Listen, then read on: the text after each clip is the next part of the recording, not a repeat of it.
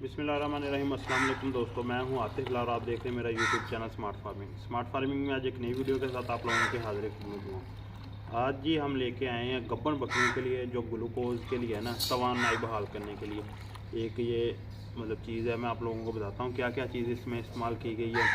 ये हम इस वक्त ठंडा कर रहे हैं, थोड़ा सा गर्म ज़्यादा है, इसे नीम गर्म कर रहे हैं फिर जानवरों को देना। ये दूध है, दूध में अंडा मिक्स किया गया है, फी बकरी एक अंडा, 1 चम्मच ज़ीरा, 1 चम्मच देसी घी और 50 ग्राम गुड़।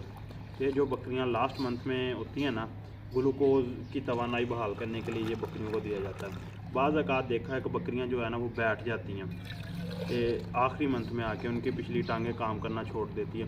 वो मसला यही होता है कि बच्चे ना अंदर से तवानाई ज़्यादा ले रहे होते हैं और बकरी की बाहर से तवानाई हम दे नहीं पा रहे होते। इतना ग्लूकोज बकरी को ये जितनी बच्चे को ज़रूरत होता है वो अपनी माँ से ले लेता है, चर्बी ख़त्म कर देता है जिस्म से, और बकरी जो है वो बैठ जाती है।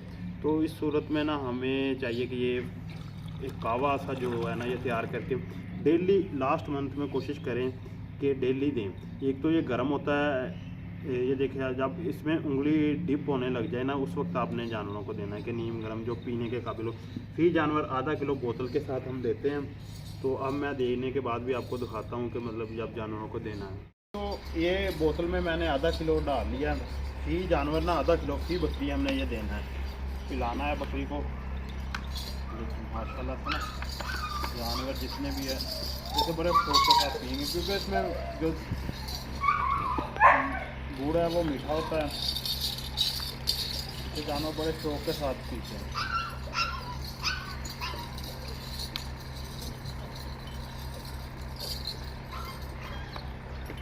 तो ये जानवर ने देखिए माशाल्लाह पी लिया है।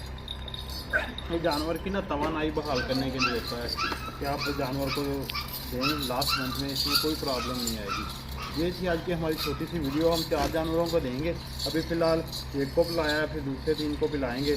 तो जो हमारे पास इस वक्त डिलीवरी के करीब जानवर है ये उन्हें देंगे।